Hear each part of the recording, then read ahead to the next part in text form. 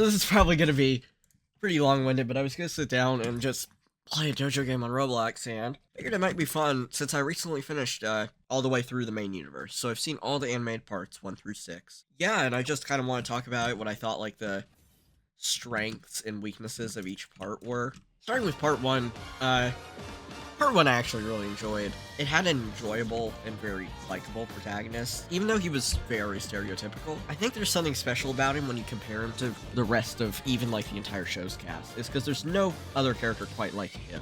You know? I felt like there were some strengths to his character that really could have been explored more if part 1 had been longer. I feel like the weakness of part 1 was its length. Like all my friends told me getting into JoJo, like, dude, part 1 and 2, they're going to be boring. You're probably like, stick through them.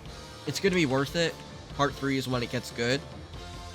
Parts 1 and 2, honestly, in my opinion, are like, part 2 I think is the best part. That's probably a hot take since a lot of people don't particularly care for part 1 or part 2 and often even just skip it entirely, especially if they're new, which I would strongly not recommend doing. Part 1 is so short that you could just read a summary for it. I'm not saying to, but I'm just saying, like, if you gotta do what you gotta do.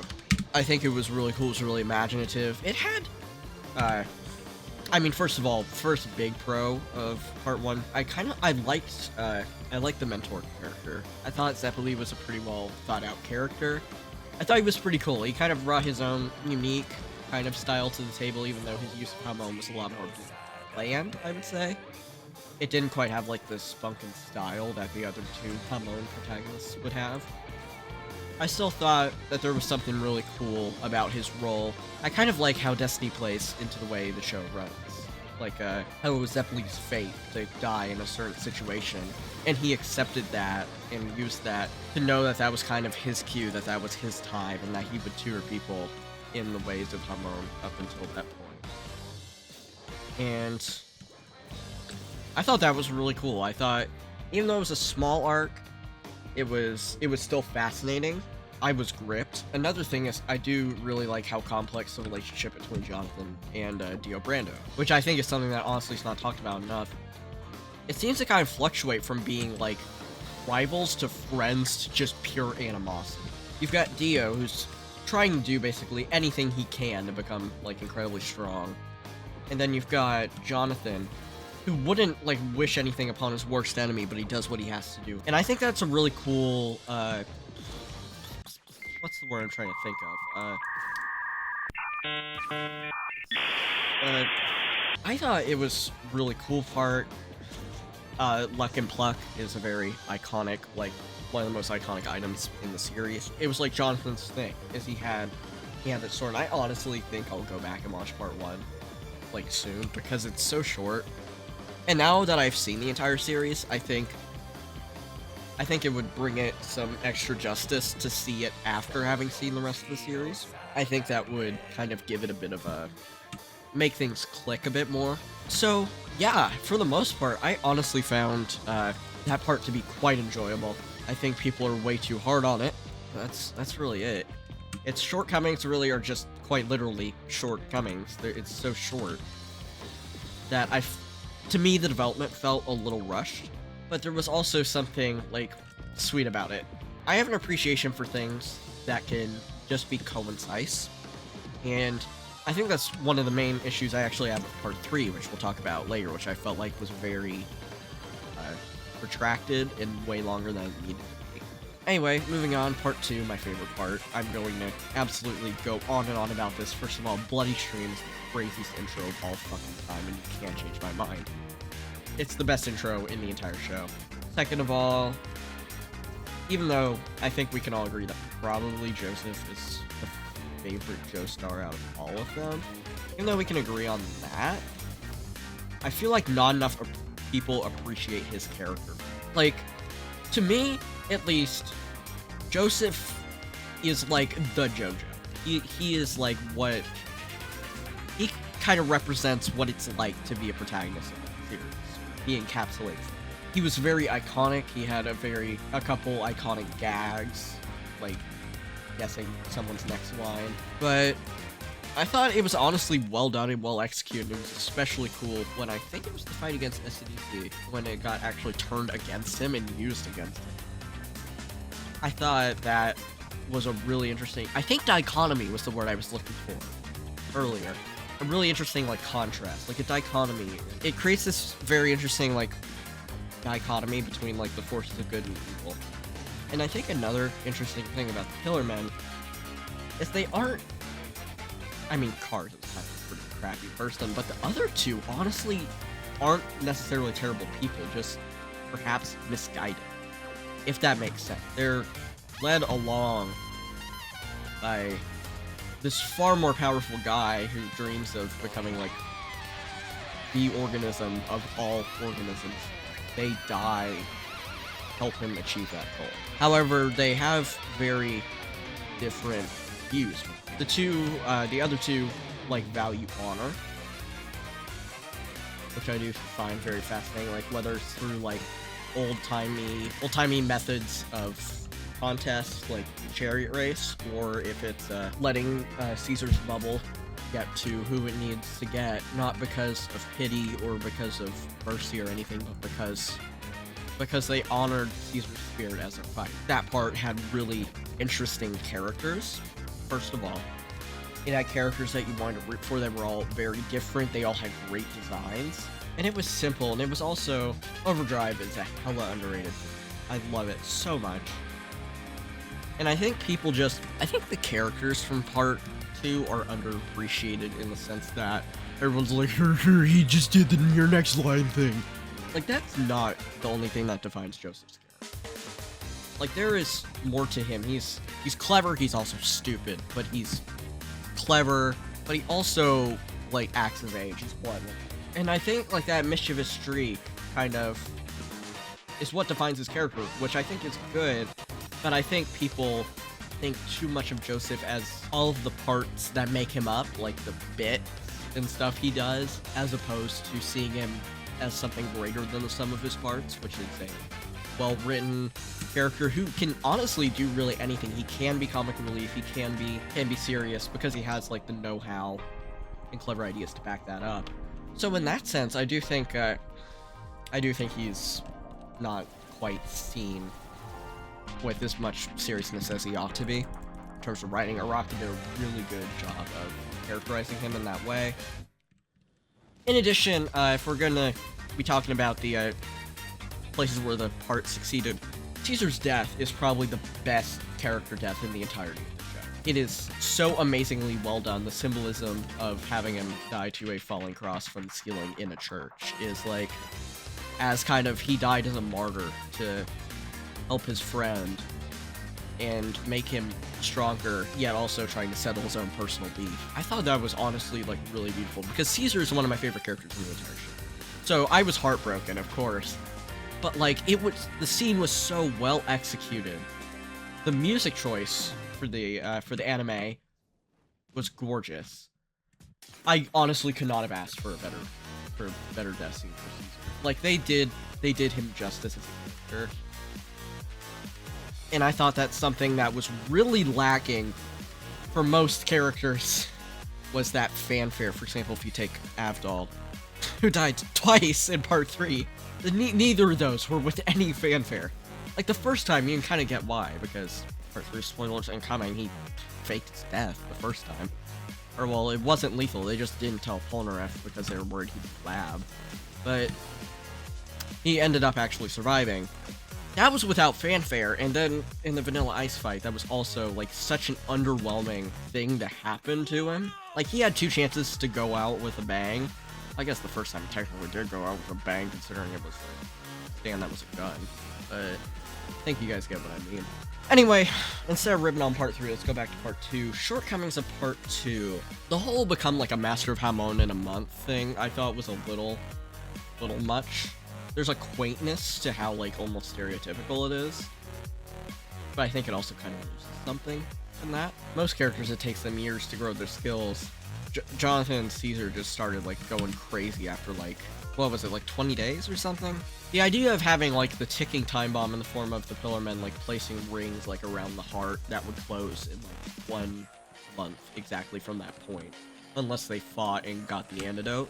I thought that was a really cool, like, way to set the tone in the ticking time bomb, set the seriousness which is a really cool contrast from how, you know, silly Joseph is.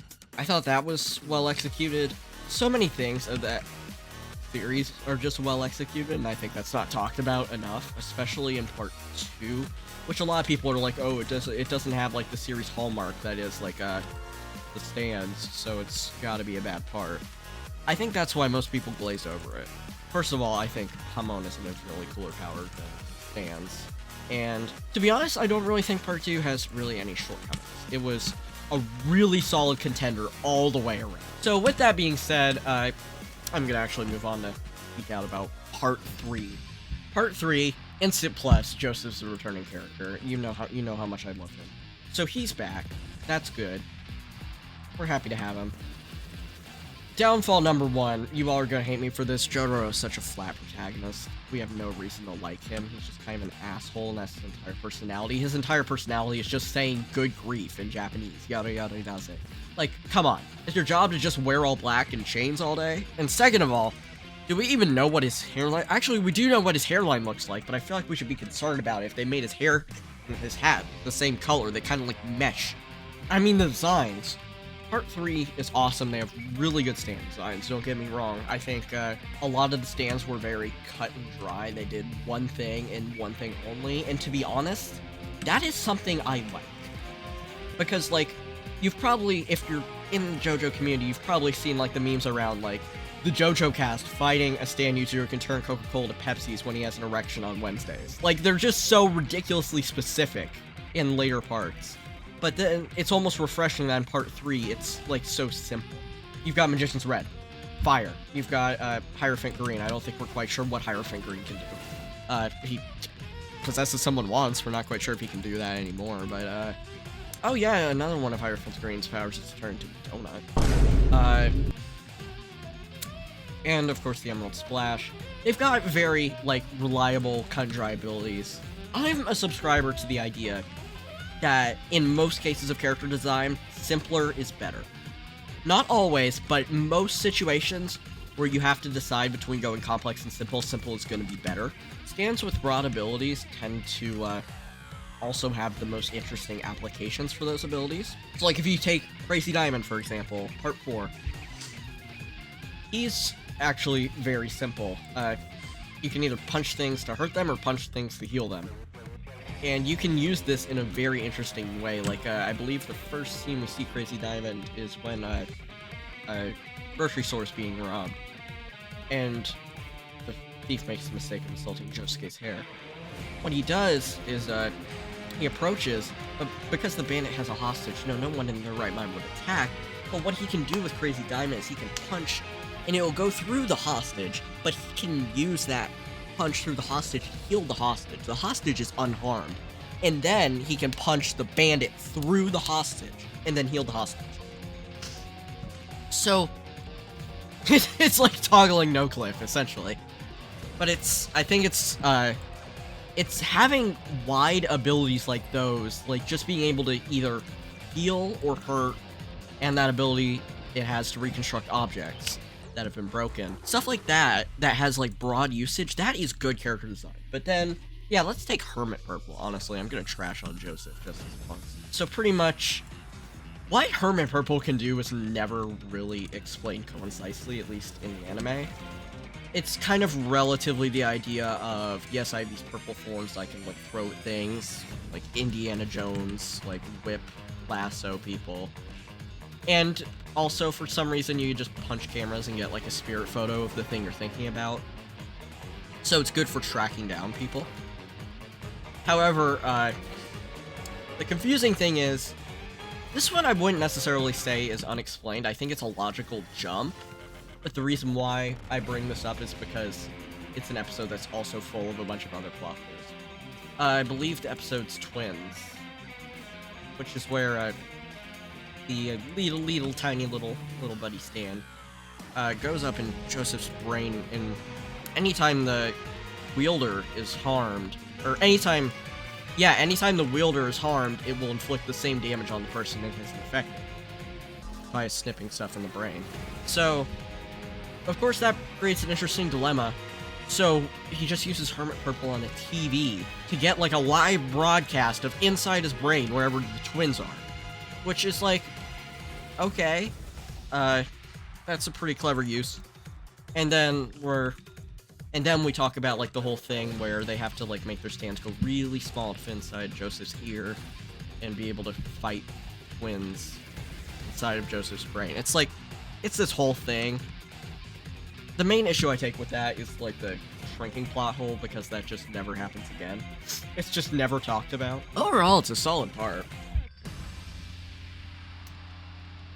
I still think we also do need to talk about like the biggest bullshit in JoJo history, which is the final fight with Dio. The retcon that is, so it's the same type of stand as Star Platinum.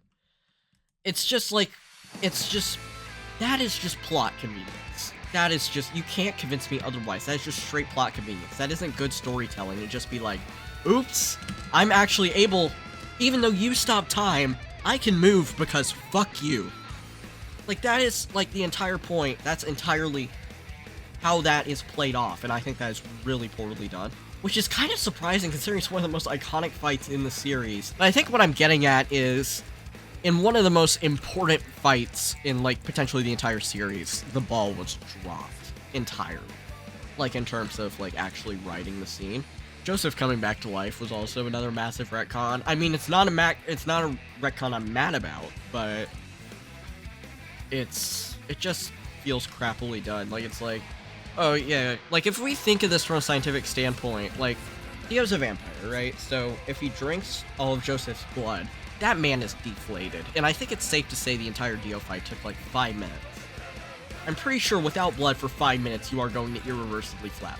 And I will not take questions on this. I'm not a medical professional, but I'm just telling you, like, from basic medical knowledge. Which I know, like, yeah, we're using punchy ghosts to fight each other. I don't think realism is the #1 aspect of it. It just feels like, oops, yeah, we can't forget about him. He's going to be important for Part 4. Part 3, I think, is well done. I also think it's hella overrated. I think it's, oh boy, this one's going to get me killed. I think, honestly, out of the entire animated series, it's the worst part.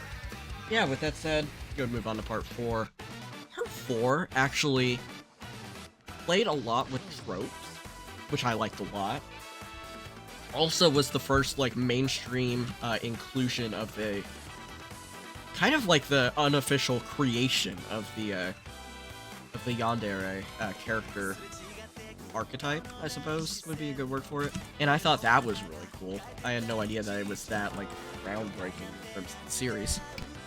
But, like, Part 4 had very, like, archetypal characters, like, that were, in a way, almost kind of flat.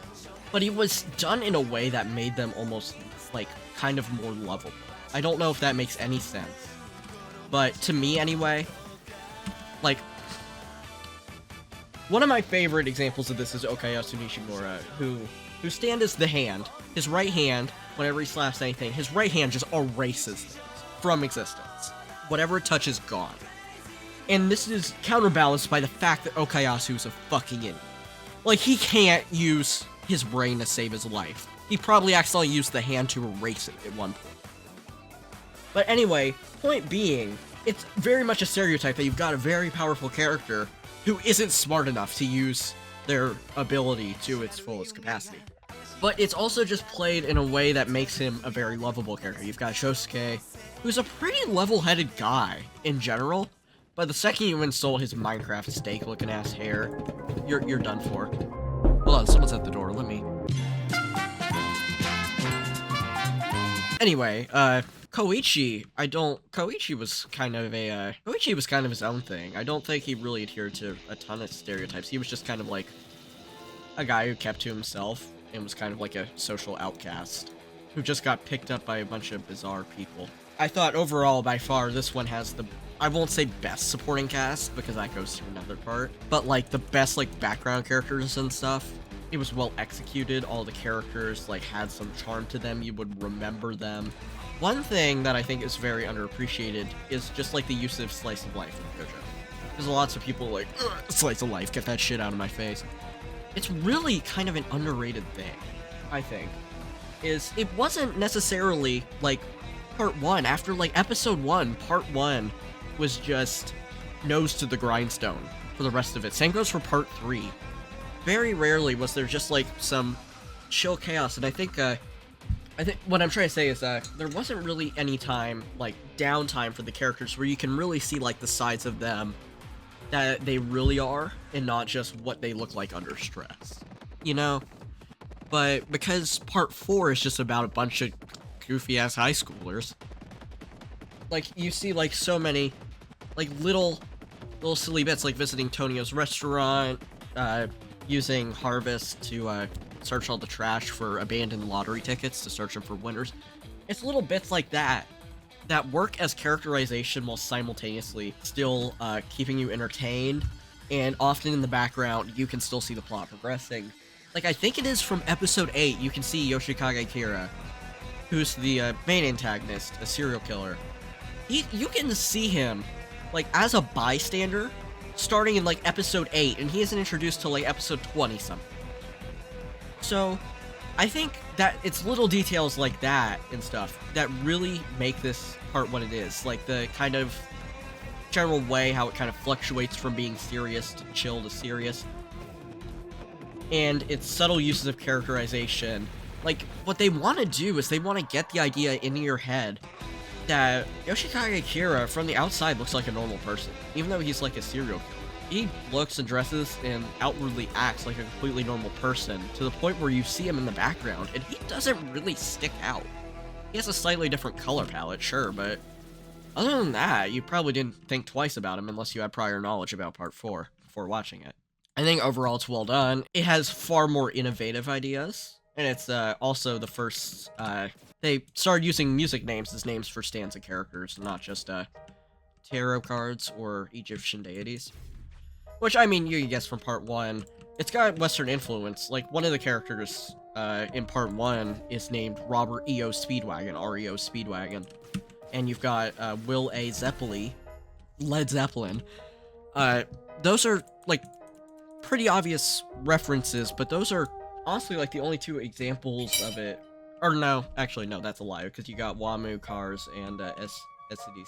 You know, AC/DC, Cars, and Wham. The kind of, like, concentration of these musical references are cool. I like it a lot. I think it adds, like, a lot of character to the series. Kind of gives it its own, like, sort of spunk. I don't even know, like, quite how to put it. Part 4, I think, did a lot. It did a lot for Japanese, like, literary archetypes, in that it, like, created the yandere stereotype, or at least so I've heard. I haven't done too much research into it, but I thought that was nifty as hell. It managed to, like, build constant story pressure without having there be, like, a sheer heart attack every, like, 3 seconds, like part 3 often did. Like, part 3, to me, very much felt like, oh, we're fighting the enemy of the week today. Part 4, there's some of that, but it feels more thematic and naturally built into the story. Like, with Highway Go-Go, the only reason that they even knew he was there is because Rohan was taking the bus and just saw a random house, like, on the inside of, like, a driving tunnel. And so he went back to go investigate it, because that makes fucking sense. Who has a house on the inside of, like, a road tunnel? It just feels more naturally inbuilt. And same with Red Hot Chili Pepper, who's the main antagonist, like, the first, like, maybe third. Actually, no, it's not really third. It's more like first 2/3. Before Kira takes the mantle. I thought that was neat. The way that's kind of executed is like a goose chase. It's explained how stands can be given out. I mean, it's also explained in part 3, but it feels much more natural that there's, like, someone going around trying to protect the town by giving random people stands. I think part 4 overall had a ton of thought put into it. It had a solid character design, perhaps a few too many, like, overall, like, semi-background, semi-foreground characters, semi-background, semi-side characters. All of them were likable enough, and that they fulfilled, like, the role the series needed them to take on, and that they all were kind of inventive. They didn't just feel like a carbon copy and paste from a, you know, past part or another literary trope. Yeah, that's kind of my piece on part 4. move on to part 5. Part 5 is what I would give the best supporting cast to. The 5.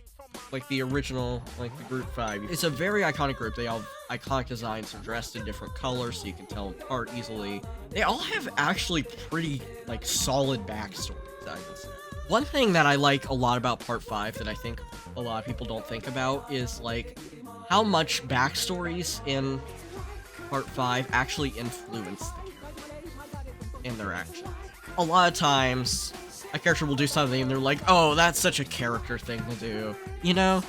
But I think what they don't truly consider is how much in part 5, for example, the backstories kind of weighed into how the people kind of held themselves. Like, for example, you've got Giorno, whose father was demon.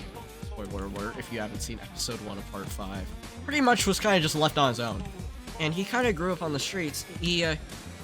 Sure, he steals, but he also, like, works with a sense of honor, too. And he has a strong distaste for, drugs, which is the entire reason for taking over, you know, the fucking mafia, is to get rid of drugs being distributed to kids. Which is a very noble goal. First shortcoming of, part 5 that I can think of is, the Requiem arrow was a complete asspull. Him just using the Requiem arrow just mid-fight in, like, a losing fight that they would have had, like, no right to win was just a complete asspull. And JoJo, trust me, I'm a part 2 enthusiast. JoJo asspulls are far from, like, the first thing I've seen, but that just felt like a stretch. Like, a real stretch. Like, it just turned Giorno from, like, helpless to having, like, a stand. King Crimson, right, the main antagonist, can just skip 10 seconds of time. And do whatever he wants for those 10 seconds, pretty much.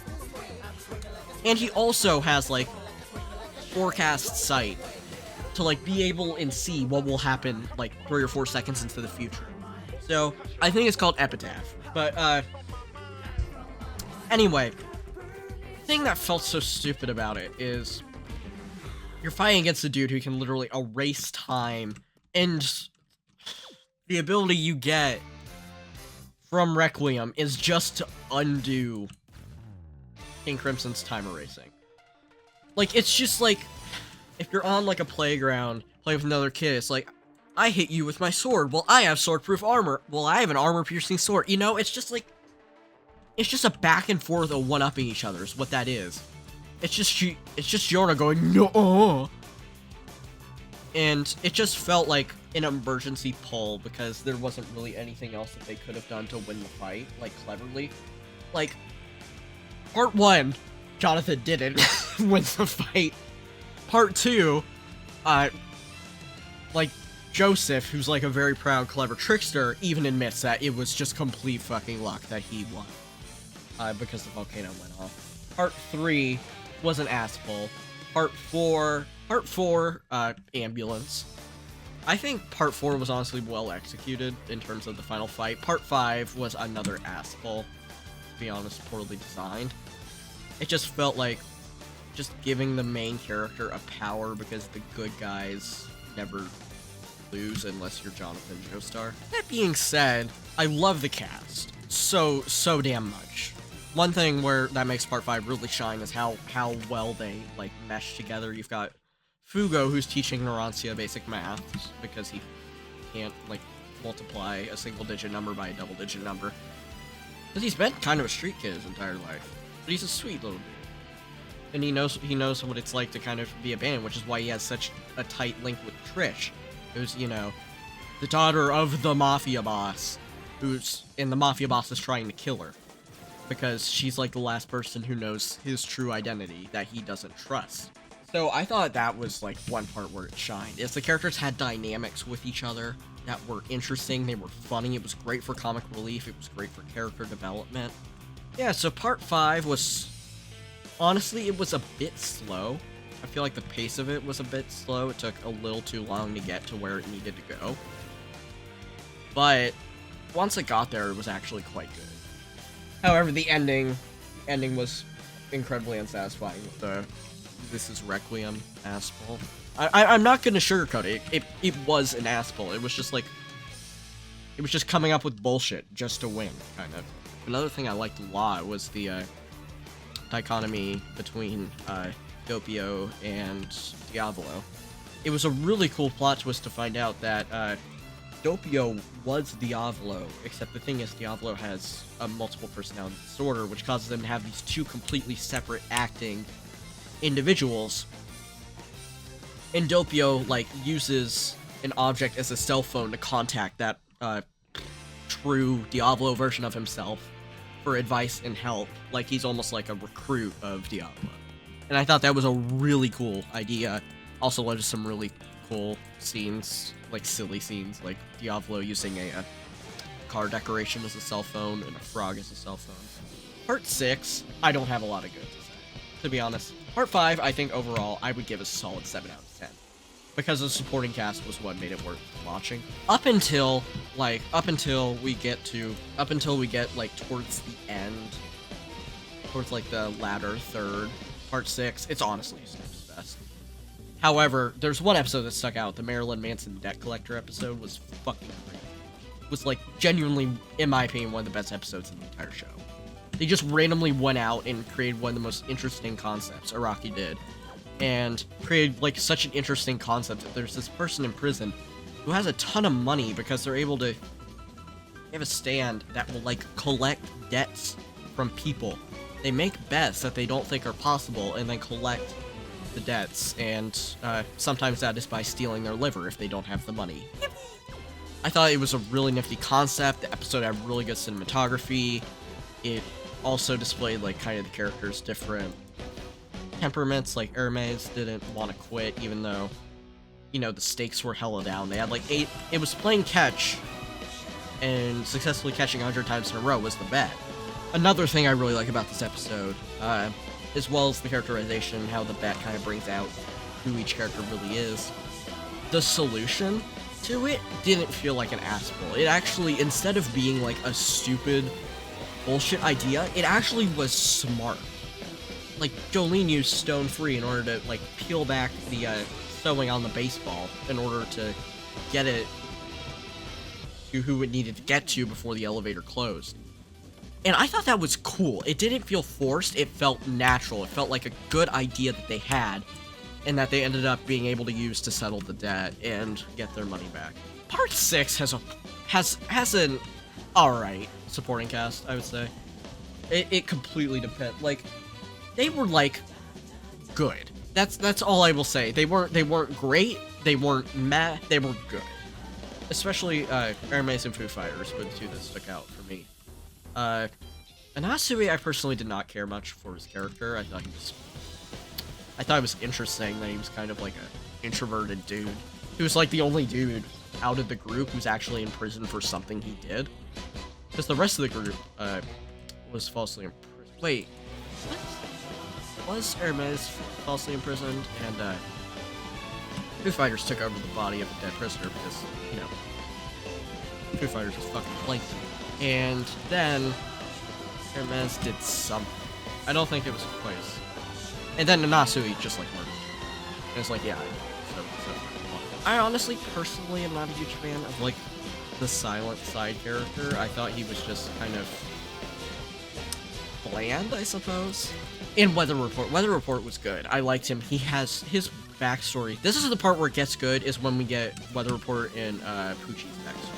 That is when part 6 actually becomes one of the best parts. That is when things get really interesting. Once he gets that memory back, people start getting their stands and using them for very interesting, cool things. I think Whitesnake genuinely is one of the coolest stands in the entire series. The way it's able to, like, remove someone's memory or someone's ability literally as, like, a disc and put it into another person. Like, I think that is nifty as hell. And it's concepts like those that I think make Part 6 what it is. I'm sad that Whitesnake lost that when it turned into Sea Moon, and then into Made in Heaven, but still, it really gets good. It goes, like, incredibly slowly for the first, like 25 episodes, and then it gets good. And when it gets good, it gets good. So, yeah, overall, it's a really good series that I would recommend really anyone check out. I honestly just kind of went on and just dissected this with no script while playing a game, because I just felt a little silly, if you will. Yeah, I'm happy to share my thoughts on the series with you guys. Thank you, ladies and gentlemen, for entertaining me and my stupid literary thoughts. Good night.